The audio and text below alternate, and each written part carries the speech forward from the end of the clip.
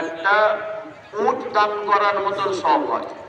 অর্থাৎ জুমার নামাজ কোথাও 1টায় শুরু হয়, কোথাও 1:15টায় শুরু হয়, ধরে নেন।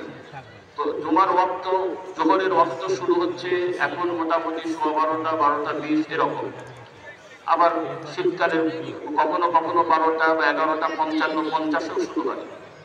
তো মোট কথা যে আপনারা যদি 11:30, 11:15, 12টার দিকে মসজিদে যান, এরপরে 1.5-2 ঘন্টা যদি মসজিদে অবস্থান করেন, তাহলে শুধু যদি নামাজের অপেক্ষায়ও বসে থাকেন, কোনো আলোচনা যদি নাও হয়, তাও আপনার নামায় আমলে আল্লাহ তাআলা একটা উট দান করার মতন সব দান করবেন। একটা উটের দামও বাংলাদেশি টাকার বর্তমান বাজারে কমপক্ষে 2.5-3 লাখ টাকা। হ্যাঁ, তো 2.5-3 লাখ টাকা দান করলে যে সওয়াব হবে, সেই সওয়াব আপনি পাবেন।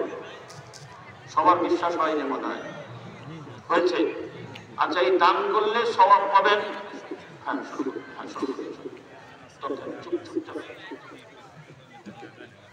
কথা বললেন, কথা বিশ্বাস হলো সবার?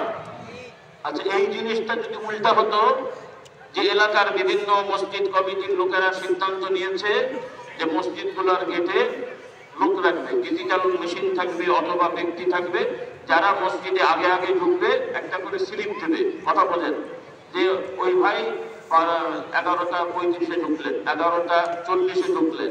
অর্থাৎ যে ব্যক্তি পূর্ণাঙ্গ সময় থাকবে, 1.5 ঘন্টা 2 ঘন্টা থাকবে, তাকে 200 করে টাকা দেওয়া হবে। বেশি টাকা না, মাত্র 200 টাকা দেওয়া হবে।